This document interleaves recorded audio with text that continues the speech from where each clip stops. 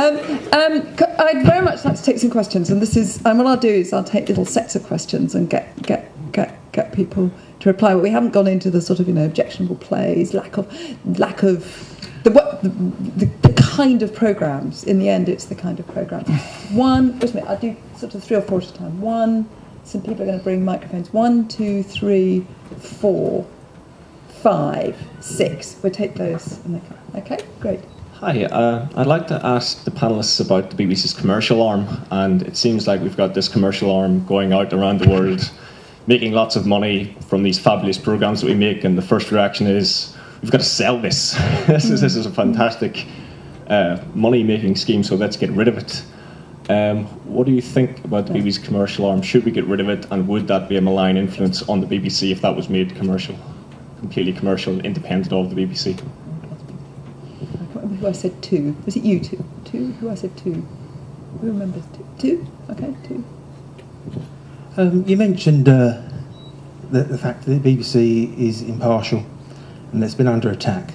I thought the BBC was to actually really reflect the opinions of the public and be in touch. The reason why surely it's under attack is because it's actually failed to actually start reflecting the public's views and opinions. Good example, I'm just come back from a 28-day campaign for the English Parliament, and I have to say, actually, the BBC have actively rejected reporting serious stories across the country, to the extent that in BBC Bristol, they put a story on how old you have to be to eat a pickled egg over a serious, and then actually rejected a story where people were expressing concern over devolution. The same week as we were trying to raise the issue of an English Parliament in a serious debate, the BBC actively started calling the English channel the British channel. That's not impartial. That's got a definite view. That surely is what is concerning the public and the media. That's why the BBC feel it's under attack, because surely it's stopped being impartial. Thank you very much. Number 3. 3 then. My concerns about innovation. At the moment, the BBC seems to be the innovator. That's one of the reasons why its website is so successful, and it's also developed features like the iPlayer. The BBC hasn't always been the innovator. In the 50s, highly regulated commercial television innovated television news.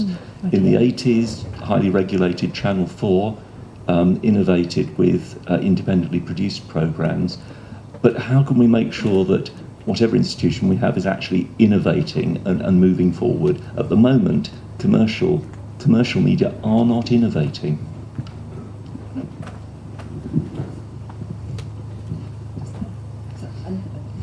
I think it's been not been mentioned how very much biased towards the government the BBC really is. For example, I noticed that from 1997 in the BBC there was a tremendous honeymoon with, that's the only way I can describe it, with Mr. Blair. And it was I've noticed, particularly on programmes like Thimblebee's Question Time, the government spokesman was never interrupted, and was. I tried to raise this point with David Aronovich, but I didn't. He's part of the problem, not the solution.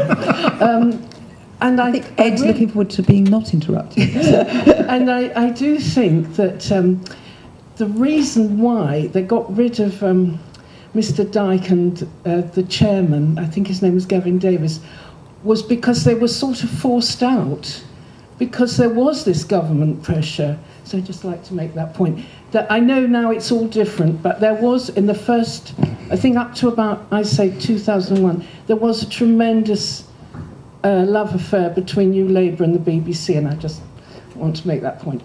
Thank you. Oh, sorry. I'll go to him. Okay, sorry, you and then him. I'm sorry, I lost my... Hey. Just coming back to, I think, point David was making earlier about making the BBC worse in order to make competitors better. Now, I do understand, the need for competition, but I thought the point of a free market is that you produce the best possible product.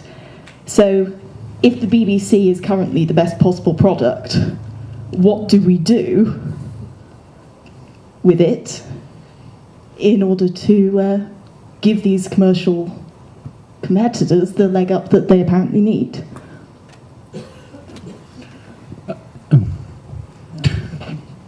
Should thought for the day include humanists and atheists?